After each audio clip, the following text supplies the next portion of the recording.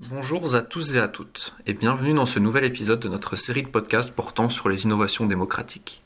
Depuis maintenant quelques années, les expériences visant à intégrer le citoyen à la décision politique, souvent appelées dispositifs participatifs, semblent se multiplier. Cet apparent succès, qui n'est sans doute pas étranger à l'existence de cette série de podcasts, peut s'expliquer par la volonté des autorités d'atteindre deux objectifs différents. Premièrement, améliorer la prise de décision en y incluant l'avis éclairé des citoyens. Deuxièmement, intéresser à nouveau le citoyen à la politique au sens général et lui redonner confiance dans les institutions politiques. Cette demande pour des dispositifs participatifs s'est accompagnée d'une offre croissante de personnel spécialisé dans les méthodes d'inclusion du citoyen dans le processus de prise de décision. Une première tentative d'explication à cet essor pourrait être de mobiliser un raisonnement économique assez classique, voulant que lorsqu'un phénomène gagne en intérêt dans la société, des acteurs privés vont certainement se saisir de celui-ci à des fins financières. Et bien que cette explication puisse en partie être mobilisée pour expliquer ce développement des métiers de la participation, elle doit être couplée à une autre explication pour comprendre l'entièreté du phénomène, l'histoire de la professionnalisation de la participation. Comme l'explique Magali Nanjon, politologue, les professionnels actuels de la participation sont aussi les anciens militants de la démocratie participative issus de la vague des mouvements sociaux des années 60. En effet, c'est le passage d'un militantisme qui cherchait l'adhésion de la classe politique aux idéaux de la participation citoyenne à un accompagnement actif de dispositifs participatifs concrets une fois qu'une partie de cette classe politique fut convaincue de ces idéaux participatifs, qui explique l'émergence des premiers spécialistes de la participation, dont certains en ont même fait un métier.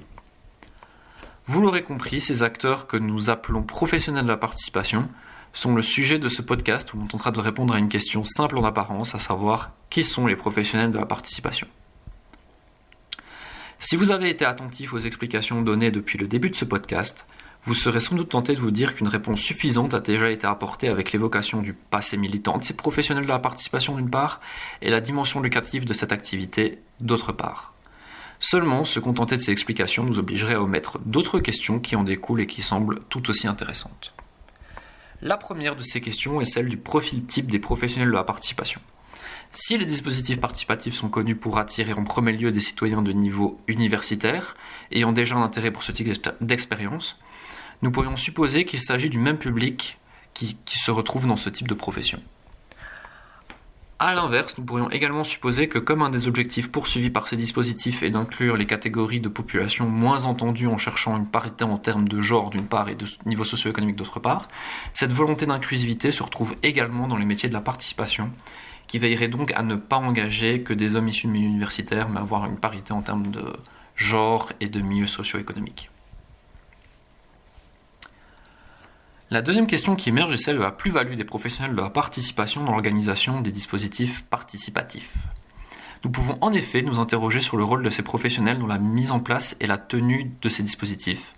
Cette question touche donc à la qualité de l'expertise apportée, autant qu'au rapport avec le citoyen, mais aussi au rapport avec les autorités politiques concernées qui vont solliciter ces professionnels. Une autre question en lien avec le passé militant que nous avons évoqué est la place accordée à ce militantisme au sein de ces métiers de la participation. En effet, de prime abord, rien ne laisserait supposer que la professionnalisation ait nécessairement entraîné un abandon de la dimension militante présente aux origines de ces métiers. Toutefois, nous pourrions également imaginer la situation inverse, puisque ce sont les autorités politiques qui mandatent ces organisations, ce qui forcerait ces dernières donc à avoir une forme de neutralité politique. Enfin, une dernière question que nous pouvons aussi nous poser est celle des relations entre ces professionnels de la participation. Y a-t-il un marché de la participation ? Est-ce que les organismes présents sur ce marché sont en concurrence les uns avec les autres ? Y a-t-il des formes de collaboration ? Nous pouvons même aller plus loin en nous demandant comment ces métiers de la participation vont évoluer. Ce sont à ces différentes questions que nous allons tenter de répondre dans ce podcast en mobilisant deux interviews réalisées avec deux femmes travaillant chacune dans le domaine de la participation. D'une part, Louise Humblé, chef de projet et facilitatrice dans la société Particities, et d'autre part, Elsa Auguien, chef de projet participatif dans la société Mission Publique. Le but est de confronter nos connaissances sur le sujet et nos questions avec leur expérience dans la participation, afin de nous éclairer sur les différentes interrogations soulevées jusqu'ici. Pour ce faire, nous procéderons de la manière suivante. Nous introduirons les séquences en revenant sur le questionnement posé en rapport avec celle-ci, avant d'écouter des extraits des interviews menées qui permettront d'apporter des éléments de réponse. Nous commençons donc avec la question du profil de ces professionnels de la participation. Afin de donner une première piste de réponse, nous allons commencer par écouter les deux interviewés se présenter en parlant de leur parcours, mais également de leur emploi, ce qui permettra de donner deux exemples concrets de ce que sont les professionnels de la participation. Commençons par la présentation de Madame Imblet. Maintenant, Yes. bonjour Louise. Bonjour Benjamin. Pourriez-vous vous présenter en évoquant votre parcours professionnel? Oui, donc moi c'est Louise Imblet. J'ai fait des études Sciences Po et études européennes à l'université de Gand. Après, j'ai eu quelques expériences professionnelles plutôt dans le monde, dans le EU Bubble, sur des domaines de policy, mais aussi de l'événementiel. Donc un peu de tout, je dirais. Rien spécifiquement à voir avec la participation encore, mais c'était toujours quand même, enfin, j'étais toujours intéressée par la participation et par, avant, j'étais plus dans le monde européen et donc l'enjeu de expliquer aux gens à quoi ça sert l'Union européenne et tout ça était un fil rouge pendant mes études et pour ma mémoire et tout ça. Donc,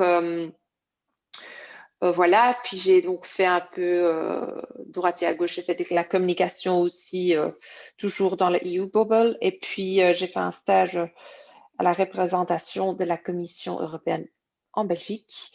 Et là, c'est via là que j'ai donc rencontré Dimitri Lemaire, qui est le directeur de Party en facilitant en fait un événement de Party qui était co-organisé par la représentation. Et donc, j'ai commencé à travailler à Party déjà il y a presque 2 ans. J'ai commencé comme, mon rôle dans l'organisation est surtout gestion de projet. Voilà, j'ai avec donc Dimitri qui est le directeur, on a tous les deux un vue d'ensemble sur tous les projets qu'on a. On fait beaucoup de design, des processus délibératifs ensemble. Et je facilite aussi des rencontres citoyennes qu'on organise. Voilà, on a avec Participes donc on est une organisation qui est spécialisée dans tout ce qui est participation citoyenne, délibération, mais aussi un peu plus dans le sens large, impliqué le public large au sein des institutions, par exemple. C'est quand même aussi un enjeu ou quelque chose qu'on fait, par exemple, pour un parlement, on est en train de designer un escape game qui, pour les jeunes, voilà, qui leur explique un peu sur le parlementarisme et qu'est-ce que c'est un parlement et tout ça. Donc, c'est un peu, on a ce côté un peu créative, innovante, comment impliquer les gens. Et puis, notre pool d'expertise, c'est la participation citoyenne, la délibération et notamment avec un spécialité dans le tirage, tout ce qui est panel citoyen tiré au sort. Maintenant, la présentation de Madame Auguien. Bonjour Elsa. Bonjour Benjamin. Pouvez-vous nous parler de vous en évoquant votre parcours scolaire, académique, ainsi que ton parcours professionnel? Je vais me permettre de tutoyer. Oui, vas-y, pas de problème. Oui, bien sûr. Donc, j'ai fait un master exactement comme toi à l'UCL, donc d'innovation démocratique. Et puis, j'ai cherché un stage dans le milieu de la participation à Paris, en fait, parce que je suis française à la base. Donc, c'était pas forcément c'était pas forcément pour aller, pour partir de la Belgique à tout prix, mais en cherchant un petit peu dans les différentes opportunités qui s'offraient à moi, on va dire qu'il y avait beaucoup d'opportunités en France et à Paris notamment. Et donc, j'ai commencé à faire plusieurs entretiens dans le milieu de la participation parce qu'il y a vraiment beaucoup d'organisations différentes là-bas. Et puis, j'ai fait un stage dans une organisation qui s'appelle Mission Publique, qui existe depuis 1998. Donc, c'est une organisation qui existe depuis très longtemps dans le milieu de la participation et qui a la particularité de travailler à plusieurs échelles, donc vraiment du niveau local, dans des villes, dans des départements, à des niveaux internationaux, donc à l'échelle, on a fait des panels citoyens à l'échelle européenne et même à l'échelle internationale. Voilà, donc j'ai fait un stage là-bas de 6 mois. Et puis, j'ai eu la chance d'arriver dans une période dans laquelle, comme on le voit depuis plusieurs années, la démocratie délibérative prend son envol.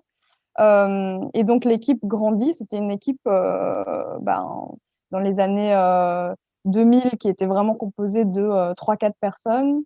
Et puis qui est montée, quand moi je suis arrivée, c'était 10 personnes. Et en fait, pour tout dire, aujourd'hui, on est à 20 personnes et on on est dans 3 villes différentes. Donc, il y a une équipe à Paris. La majeure partie de l'équipe est à Paris. Il y a une partie de l'équipe qui est à Berlin. Ils sont 3-4. Et maintenant, il y a même un pôle à Bruxelles, puisqu'on a de plus en plus de projets européens, des projets de recherche comme des projets plus sur le terrain. Et donc, il y a une partie à Bruxelles, et là, on est 2 ou 3.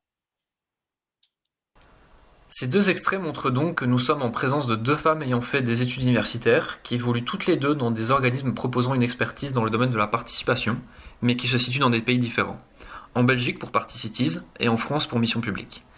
Est-ce que le profil de nos deux interlocutrices constitue un pattern classique dans le domaine de la participation? Ou existe-t-il des profils différents?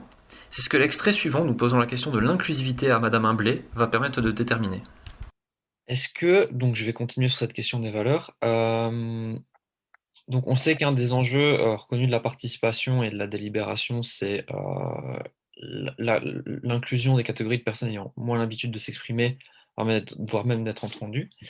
Et il y a aussi, donc, parmi ces personnes moins entendues, donc les personnes peut-être moins favorisées aussi, qui n'ont pas le même niveau d'éducation.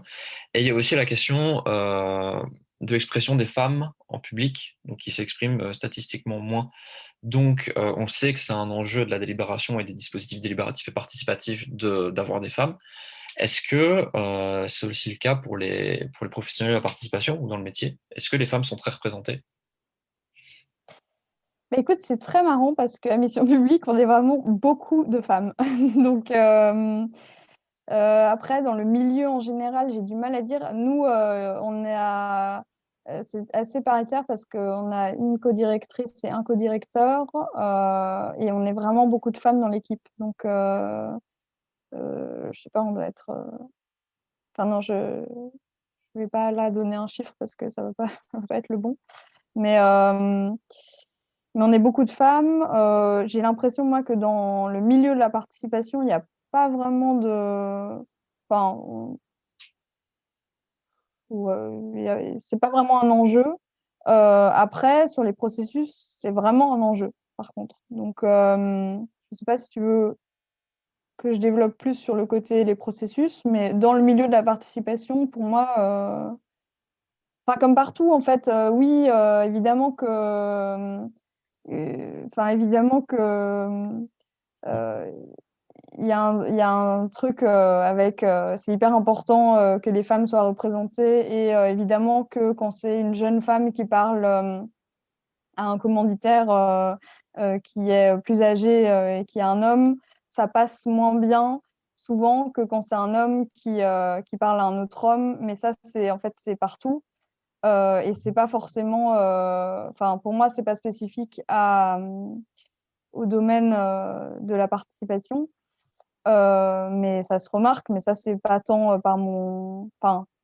c'est pas spécifique au métier, quoi, c'est spécifique à être une femme, donc on le remarque tout le temps. Mais après, dans le métier, oui, c'est hyper important de permettre l'inclusion de tous, tant que ce soit des personnes qui se sentent pas légitimes parce que elles n'ont pas l'habitude d'avoir la parole et parce que Bah, parce qu'elles sont défavorisées, parce qu'elles savent pas lire ou écrire, parce qu'elles ont elles ont du mal à s'exprimer en public, ou elles pensent avoir du mal à s'exprimer en public, alors que souvent elles disent des trucs très importants et très intéressants. Donc il y a ça. Et après, pour les femmes, pareil, hein, quand on demande qui veut prendre la parole pour restituer au collectif, c'est très souvent des hommes. Quand on demande qui veut être porte-parole du groupe, on veut un homme et une femme, c'est 10 hommes qui lèvent la main et 3 femmes. Mais bon, ça c'est en train de se construire. Et enfin, moi, je trouve qu'on voit quand même l'évolution depuis plusieurs années. Il y a, enfin, j'ai l'impression quand même que c'est un peu moins un enjeu qu'avant. Les jeunes femmes, elles prennent beaucoup la parole. Après, elles sont peut-être aussi dans un cadre où elles se sentent légitimes et accompagnées et en confiance et tout pour le faire. Donc ça, c'est aussi la qualité des processus qui le permettent. Euh, mais Mais bon, en général, oui, évidemment, c'est toujours un enjeu hyper important, hein. Ok, mais est-ce que... Donc, on parlait pour le métier en tant que tel, le fait qu'il y ait beaucoup de femmes. Est-ce que ça reste quand même un métier, enfin, un milieu où travaillent les personnes qui sont issues du même, je veux dire, terreau éducatif que toi et moi, donc c'est-à-dire des gens qui viennent d'un master et qui ont un- plus ou moins un background, je dirais, similaire, ou est-ce qu'il y a quand même une diversité parmi les gens qui veulent s'inscrire dans ce métier de la participation? Je réfléchis, hein, c'est intéressant, mais je pense que c'est... Bah oui, enfin, il y a un peu un monde. En plus, comme la participation, c'est quand même très ciblé. euh, c'est pas le cas pour tout le monde, mais il y a beaucoup de personnes qui viennent du même master qui est connu en France pour faire de l'ingénierie de la concertation.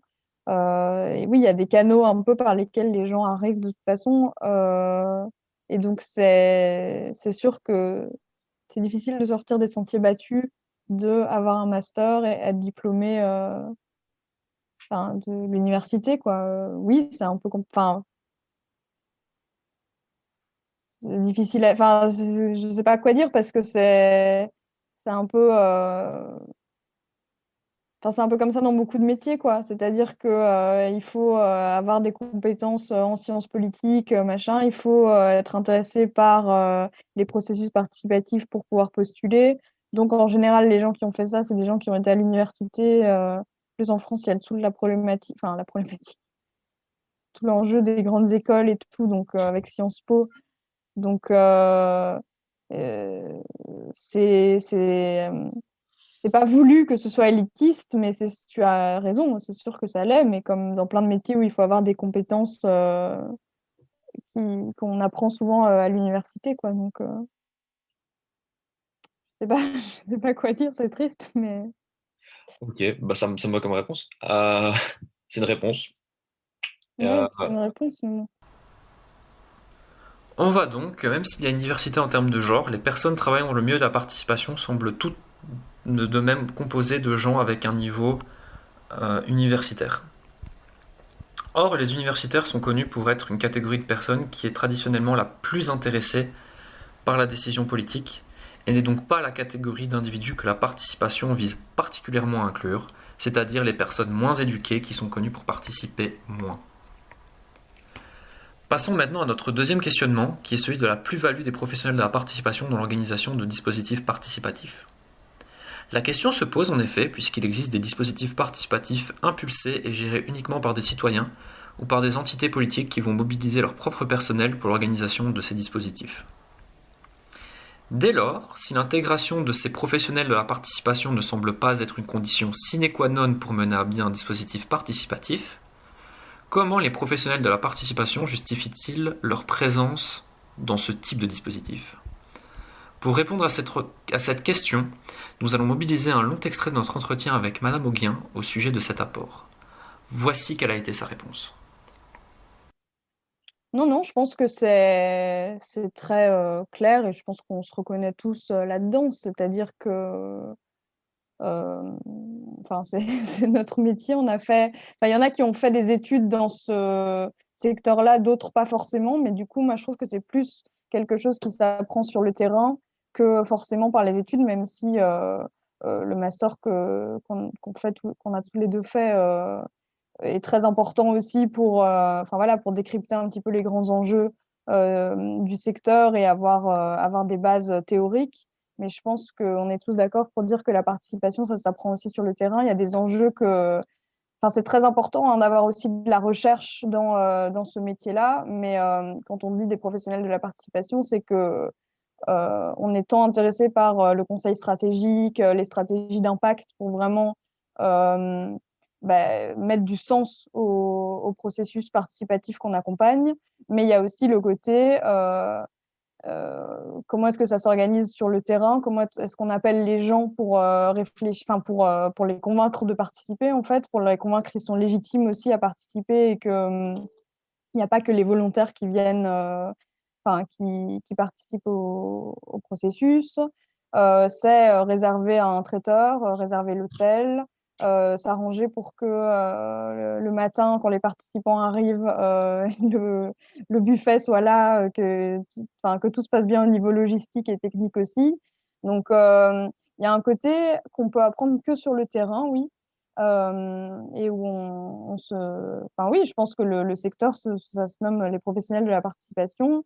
Il y a les rencontres de la participation qui ont lieu tous les ans en France, dans lesquelles, enfin, c'est très intéressant hein, de voir qu'il y a, je sais pas, il y a des collectivités, c'est-à-dire donc des personnes qui travaillent dans des administrations qui viennent pour un peu s'acculturer et rencontrer justement des personnes qui travaillent plus en agence et enfin, à chaque fois on dit il y a les professionnels de la participation qui sont là, il y a des élus qui sont là, il y a des personnes qui travaillent plus dans les collectivités. Et donc on est repéré vraiment comme ça, comme un secteur enfin, ceux qui accompagnent, mettent en place, conseillent et qui ont de l'expérience dans le domaine pour vraiment apporter enfin, c'est vraiment du conseil en fait, c'est de l'accompagnement, c'est expliquer comment ça se passe en général, parce qu'au final, c'est des pratiques assez nouvelles. Et donc, les collectivités qui organisent ce type de processus sont pas forcément encore acculturées, n'ont pas forcément les clés pour organiser pratiquement des dispositifs délibératifs comme ceux que nous, on a l'habitude d'organiser fréquemment. Et donc, c'est un accompagnement, oui, c'est professionnel, quoi. On a un accompagnement stratégique à leur apporter. Ok, ça anticipe un peu sur ma prochaine question, donc je vais peut-être un peu la reformuler, mais euh, donc il y a une vraie utilité, parce qu'on pourrait s'interroger sur cette utilité ou sur cette nécessité d'avoir des professionnels de la participation pour, euh, pour organiser des dispositifs participatifs et atteindre cet idéal, je dirais, de la démocratie participative. Oui, alors encore une fois, il y a plein de termes. Nous, on parle plus de délibération, évidemment, parce que dans la participation, on peut mettre beaucoup de choses comme, je sais pas, un budget participatif, des contributions sur une plateforme numérique. Donc la distinction est quand même importante, de dire que c'est des processus délibératifs dans lesquels on crée de l'intelligence collective et une dynamique de groupe qui produit ensuite un travail collectif. Euh, et donc, pour répondre à la question, oui, c'est important. Après, évidemment que dans un monde, enfin nous, ce qu'on dit toujours, c'est que dans un monde idéal, à la fin, les métiers de la participation, ça n'existe plus parce que, enfin, on n'a plus besoin de faire cet accompagnement puisqu'il est intégré directement enfin, par les administrations, par les collectivités qui enfin, qui ont tous les bons réflexes et enfin, qui savent en fait comment mettre en place ce type de processus. Et nous, il y a un truc aussi important, c'est, enfin, j'en ai parlé plusieurs fois, mais c'est l'acculturation, c'est-à-dire nous, quand on travaille avec des services, on leur dit pas, enfin, on leur livre pas tout comme un pack en leur disant voilà, nous on a les clés et donc on vous explique comment faire et vous l'appliquez de telle manière. On est plus dans, on pourrait dire, de la formation-action, quoi. C'est pas vraiment de la formation, mais en gros, c'est intégrer aussi les services pour qu'ils réfléchissent avec nous et que eux acquièrent aussi les réflexes et les bons mécanismes pour mettre en place des processus délibératifs ensuite et pour les faire réfléchir aussi avec nous et pas leur livrer un truc, entre guillemets, clé en main, quoi. Parce que c'est important pour nous de se dire que eux aussi participent au processus. Donc, par exemple, ce qu'on peut faire, c'est, bon, déjà, dans toutes les réunions de travail, on discute avec eux et on leur explique aussi, nous, les logiques qu'on leur propose de mettre en place. Et puis ensuite, vraiment dans l'organisation du processus, on leur dit, est-ce que vous voulez, on les invite par exemple à être facilitateurs, on les invite à vraiment rentrer dans le processus avec nous pour qu'ensuite eux aussi puissent avoir les réflexes en se disant, mais en fait, la dynamique de groupe à tel moment, ça s'est passé comme ça parce que là, on aurait dû plutôt faire comme ça parce que. Enfin voilà, des exemples très concrets, mais quand des commanditaires nous disent mais pourquoi est-ce que on fait des changements de table, c'est pas très pratique de faire changer les participants à chaque table. C'est bon, ce sera plus simple qu'ils restent ensemble toute la journée et qu'on leur explique un petit peu pourquoi c'est important de changer les dynamiques de groupe, que si les gens apprennent à connaître tout le groupe et pas à rester, enfin à faire un passage à l'échelle aussi, à l'échelle supérieure dans le sens il ne faut pas qu'ils aient l'impression que le processus délibératif, c'est seulement 5 personnes autour d'une table, mais qu'ils se rendent compte que s'il y a 30 personnes, 30 participants, il y a aussi un collectif qui doit se monter à l'échelle supérieure, quoi. On ne reste pas que à parler à 5, mais on essaye de produire de l'intelligence collective aussi à 30. Enfin, tout ça pour dire que une fois qu'ils le vivent, ils disent mais oui évidemment que à tel moment c'était bien de changer la dynamique, à tel moment ça s'est mieux passé ensuite parce que et donc il y a un truc qui est important pour nous, c'est vraiment d'embarquer les commanditaires avec nous et pas qu'ils nous regardent faire, quoi. Donc ça c'est un idéal.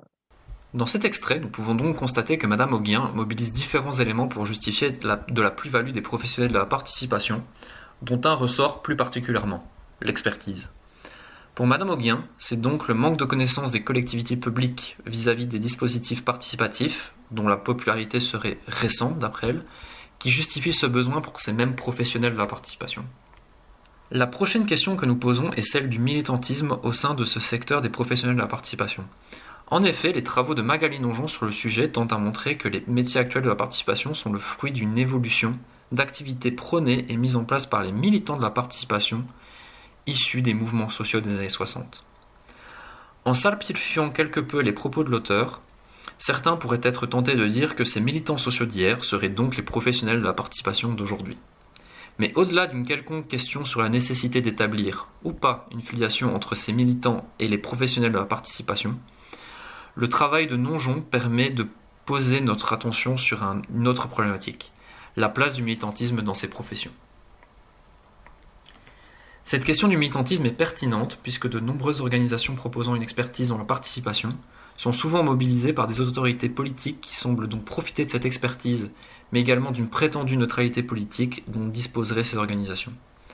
Or, ces organisations font tout de même la promotion des dispositifs participatifs qui sont eux-mêmes considérés comme une concrétisation de la démocratie participative et des valeurs que nous avons déjà évoquées avec la question de l'inclusion.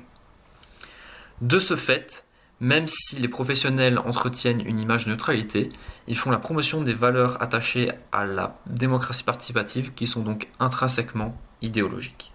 Autrement dit, ces professionnels feraient donc la promotion de leur vision de la société. Pour trancher sur cette question du militantisme, voici un extrait où nous posons directement la question à Madame Louise Imblé. Alors, Magali Nonjon, qui est une auteure francophone qui a beaucoup traité du sujet, donc des professionnels de la participation, ou à tout le moins de toutes ces personnes qui travaillent également dans la participation que vous venez de citer, j'ai la petite notification mail qui fait plaisir. Elle a beaucoup insisté dans ses travaux sur un peu les origines donc de cette profession, et elle les lie vraiment à un activisme qui s'est développé dans les années 60. Donc, pour l'instant, qui a l'air de faire consensus un peu cette origine.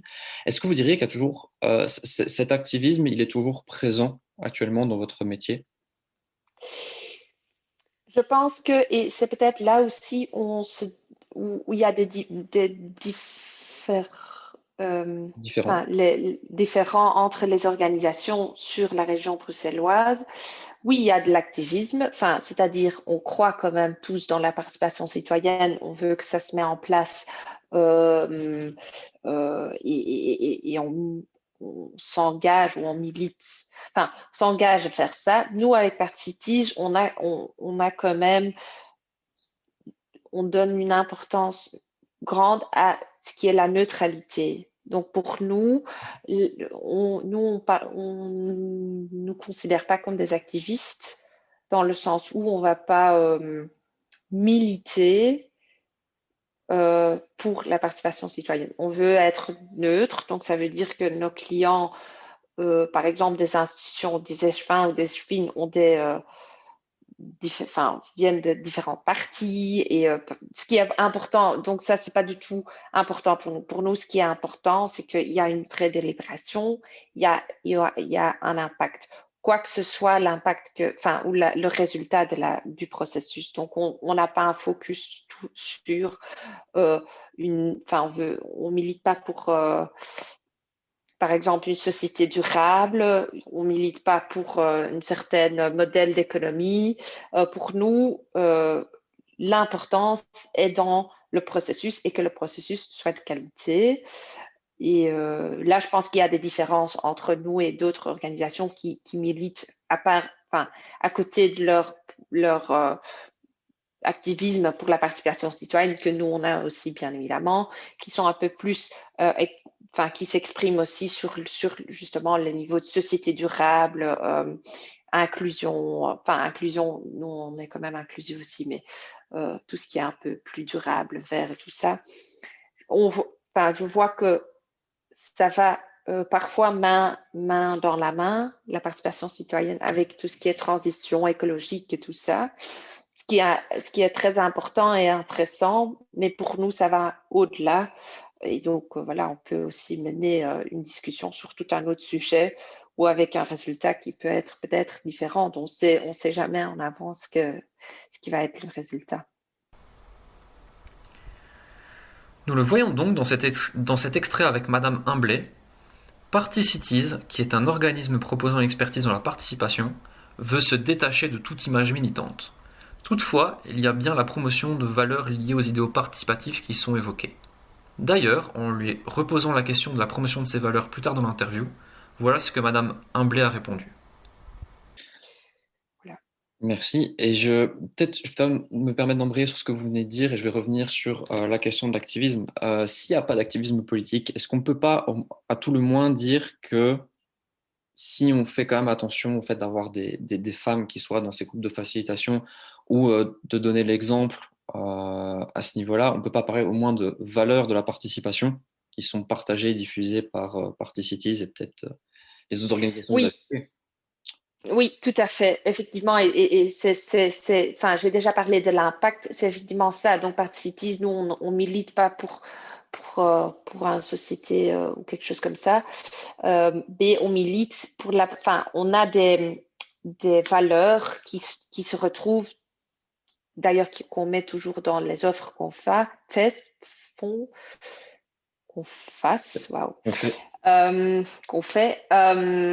et qui sont donc effectivement l'inclusion, que tout le monde, la représentativité, c'est pourquoi on travaille avec le tirage au sort aussi, pour augmenter cette diversité de participants dans notre dispositif. L'inclusion est important, genre est important, et l'impact dont j'ai déjà parlé d'un dispositif est très important aussi. Donc, il y a ces valeurs. La valeur de neutralité, pour nous, est aussi très important Donc, on ne milite pas activement, c'est-à-dire on ne va pas aller sur les barricades et voilà, dire à haute voix notre opinion. Mais c'est vrai qu'en travaillant, je dirais, et dans nos processus, on milite pour avoir des valeurs et des principes dans nos processus qui pourraient être reprises d'ailleurs. Pour conclure sur cette question du militantisme chez les professionnels de la participation, nous pouvons à tout le moins dire qu'elle semble faire débat, mais que les professionnels de la participation semblent bien vouloir respecter les idéaux participatifs lorsqu'ils mènent leurs activités.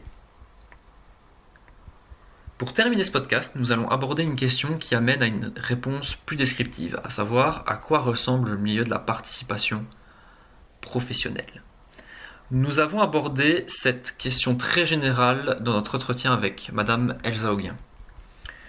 Cela nous a également amené à l'interroger sur les rapports entre les organisations qui se spécialisent dans la participation, qui varient entre la collaboration et la concurrence. Enfin, nous en avons aussi profité pour demander à Madame Auguin comment elle voyait l'avenir de ce milieu des professionnels de la participation, ce qui constituera une conclusion intéressante à ce podcast tourné vers l'avenir de ce secteur. Nous vous laissons donc avec ce long extrait qui termine ce podcast sur les professionnels de la participation. Bon, on l'a acté qu'on peut parler de professionnels de la participation et de métiers de la participation, mais est-ce qu'il y a, du coup, il y a différents métiers de la participation? Parce que je suppose que tous les organismes que tu avais cités déjà avant et qui n'ont pas forcément cette même vision de la participation, ou qui ne font pas exactement la même chose, ou de la délibération, tu l'as dit, c'était deux termes différents. Par exemple, on peut penser à, pour ne pas les citer, Citizen Lab, Bluefin City, qui ont monté des applications pour que les citoyens puissent directement donner leur avis. Est-ce que du coup, il y a une expertise différente selon les niveaux de participation ou de délibération sur lesquels on veut travailler et qu'on veut partager? Je suis pas sûre de bien comprendre la question. Est-ce que, Est-ce qu'il y a différents métiers de la participation ou de la délibération selon, j'ai envie de dire, l'expertise en tant que telle? Est-ce que chacun apporte un peu sa patte, tu dirais? Ou est-ce que tout le monde... bah, oui, oui, bien sûr, mais c'est comme un prestataire qui est spécialisé dans le en ligne et dans les plateformes va apporter quelque chose de totalement différent par rapport à une agence où oui, il y a un prestataire qui met en place des processus délibératifs. De toute façon, chaque agence travaille de manière un petit peu différente. C'est d'ailleurs très intéressant de travailler en groupement, c'est-à-dire que quand on répond à un appel d'offres, on se dit ah bah ce serait intéressant de mobiliser telle autre agence qu'on connaît qui travaille un peu plus sur le numérique, et donc ça pourrait être très chouette d'avoir un aspect un peu plus numérique dans le processus tel qu'on l'imagine. Par exemple, il y a un peu plus d'1 an, on a fait une démarche qui s'appelait Haute-Garonne demain. Donc ça, c'était des ateliers participatifs de prospective sur le territoire de la Haute-Garonne, donc dans le sud-ouest de la France. Et là, on s'était dit, ça pourrait être intéressant d'avoir un prestataire avec nous qui fait de la délibération, mais qui a dans ses cordes un aspect un peu plus numérique. Et donc, un des livrables de la démarche, donc une fois qu'elle a été terminée, c'était, nous, on a produit de notre côté, enfin, on l'a fait en collectif, bien sûr, mais disons que le livrable plus côté mission publique, c'était le grand récit de Haute-Garonne demain. Et donc, c'était vraiment un document un peu plus rédigé et raconté un peu de la part des citoyens en disant, voilà, sur un peu les grands fils rouges qu'on verrait pour la Haute-Garonne en 2040. Et donc, c'était un document beaucoup plus écrit. Et on s'est dit, avec les prestataires avec qui on était dans le groupement, on s'est dit, ça pourrait être intéressant d'avoir un format un peu plus didactique en ligne. Et donc, il y a un web documentaire qui est sorti, et c'est eux qui l'ont designé, quoi, dans lequel on retrouve toutes les étapes un peu de la démarche. Parce qu'en fait, c'était en 2 cycles. La démarche, c'était un cycle un peu plus... ils ont appelé ça rêver demain, et puis après... Enfin non, rêver ensemble et puis proposer ensemble. Donc le premier cycle, c'était plus le côté on rêve sans se mettre de limites et sans se mettre de barrières à quoi pourrait ressembler notre territoire dans 10 ans, dans 20 ans.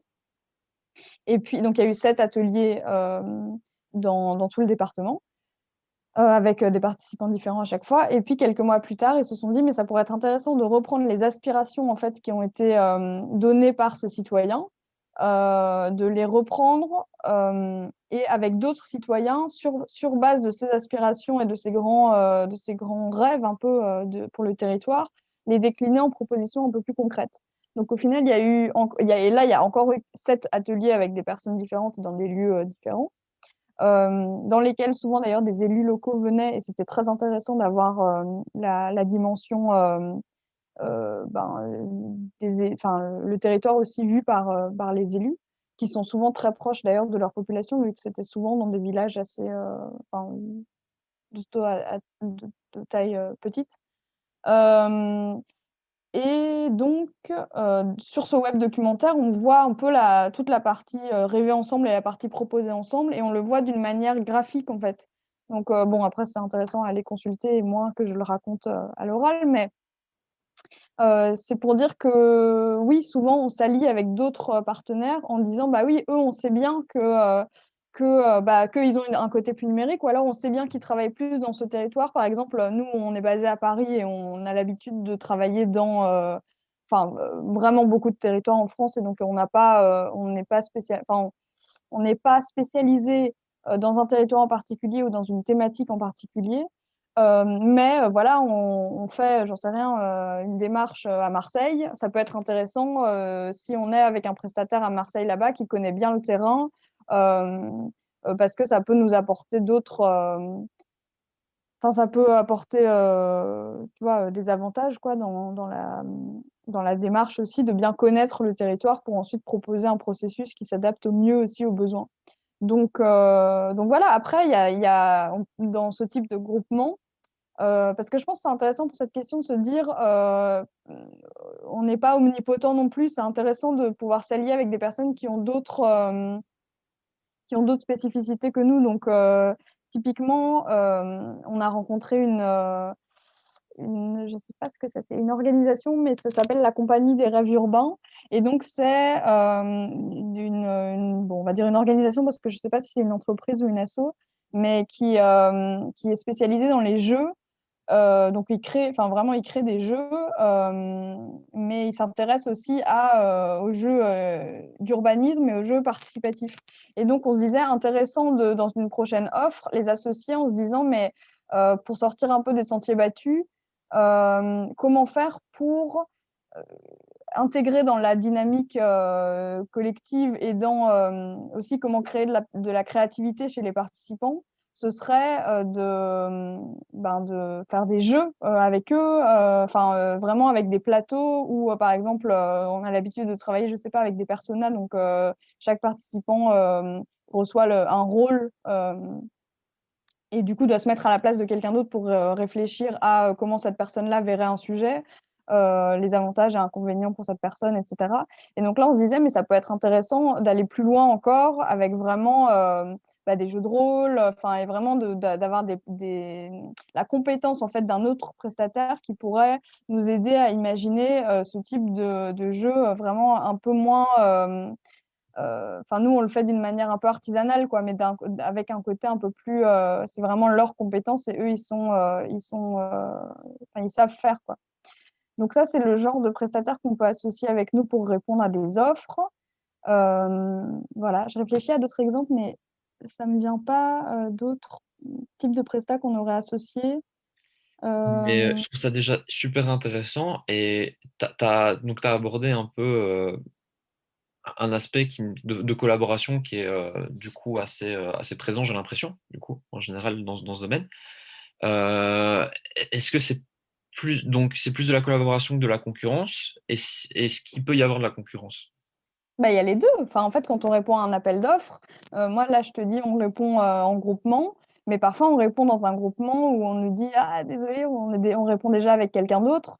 Ou voilà, il y a les prestataires qu'on connaît, parfois, on sait qu'ils ont l'habitude de travailler, je dis n'importe quoi, à Lyon. On les appelle en disant, bah voilà, est-ce que ce marché-là vous allez répondre? Est-ce que vous savez que c'est plutôt dirigé vers vous? C'est vrai qu'il y a des collectivités qui identifient un peu plus certains prestataires avec lesquels ils ont l'habitude de travailler. Donc, ceux avec qui, enfin, en général, il y a plutôt un bon esprit. Donc, on peut pas vraiment parler de concurrence vraiment, enfin, et de la compétition et tout, mais c'est sûr que il y a des appels d'offres, on les gagne, on les perd. On se dit ah cette fois c'est eux qui ont gagné, cette fois la prochaine fois ce sera nous. Donc, il y a un peu de tout. Mais c'est intéressant, hein, de travailler de cette manière-là. C'est en même temps collaborer et parfois être en concurrence. Et parfois, parfois, il y a des prestataires avec lesquels on collabore sur certaines missions et sur la mission d'après, on répond chacun séparément et c'est eux qui gagnent ou c'est nous et on ne travaille pas ensemble. Ça dépend des missions. Ok. Peut-être pour passer à un sujet un peu autre, est-ce que comment pour toi le métier et le secteur évoluent? C'est quoi les grandes tendances pour le moment? Les grandes tendances, c'est que ça évolue très vite, hein. Il y a enfin, c'est ce que je disais un peu j'ai eu de la chance d'arriver à ce moment-là, moi, dans le secteur, parce que c'est un secteur vraiment en plein essor. Mais c'est intéressant. Il y a un truc qui est assez intéressant, c'est l'impact. Donc, j'ai parlé plutôt des rencontres de la participation. Je pense que dans ce type de rencontres nationales, on voit un petit peu quelles sont les préoccupations du moment pour les professionnels de la participation, justement. Et la première fois où j'ai participé, je trouvais que c'était intéressant, mais qu'on était encore très dans d'écrire des processus, comment faire pour les mettre en place, vraiment plus dans le quoi et pas trop dans le pourquoi on fait ça. Alors que pour moi, c'est vraiment essentiel dans les processus délibératifs, c'est la valeur qu'on met derrière les processus qu'on accompagne, quoi. Et c'est leur impact. Et c'était intéressant parce que l'année suivante, toutes les conférences, tout le monde avait seulement l'impact à la bouche comme mot. Donc, génial comme tendance. Mais enfin, c'est vraiment devenu le sujet, c'était OK, maintenant, qu'est-ce qu'on fait enfin, on sait faire les processus, mais maintenant, comment on fait pour qu'ils aient de l'impact? Comment faire pour pas décevoir les citoyens? Parce que ça, c'est hyper important aussi, c'est que super, on a réussi à les convaincre de participer, ils sont hyper contents du travail qu'ils ont fourni, mais comment faire pour après leur montrer que ça a servi à quelque chose? Parce que c'est la première chose que les gens nous disent aussi maintenant, c'est OK, à quoi on va servir, OK, on a compris notre mission, mais comment ça va être intégré dans les politiques publiques? Donc ça, c'est un peu un aspect, et c'est génial enfin, qu'on se concentre plus sur à quoi ça va servir plutôt que qu'est-ce qu'on fait. Mais il y a ça. Après, je pense de plus en plus de collectivités se rendent compte que c'est important d'intégrer les citoyens parce qu'il y a une vraie rupture entre les politiques et la population. Donc, important aussi de recréer ce lien et de regagner aussi la confiance un peu d'une certaine manière des habitants. Donc, c'est aussi pour ça que les processus participatifs ils fleurissent comme des champignons. Mais je ne sais pas quoi dire d'autre, à part qu'il y en a de plus en plus, que c'est une tendance qui va pas, a priori, va pas s'arrêter là maintenant, parce qu'on se rend compte que ça produit quand même de la confiance aussi et des belles choses. Après, il faut pas. Enfin, c'est qui tout double aussi, quoi. Quand on mobilise des personnes, qu'on les fait travailler sur un sujet, qu'elles s'investissent et qu'après elles se rendent compte qu'on les a pas écoutées, ça peut aussi empirer la situation par rapport à la confiance, quoi. Donc,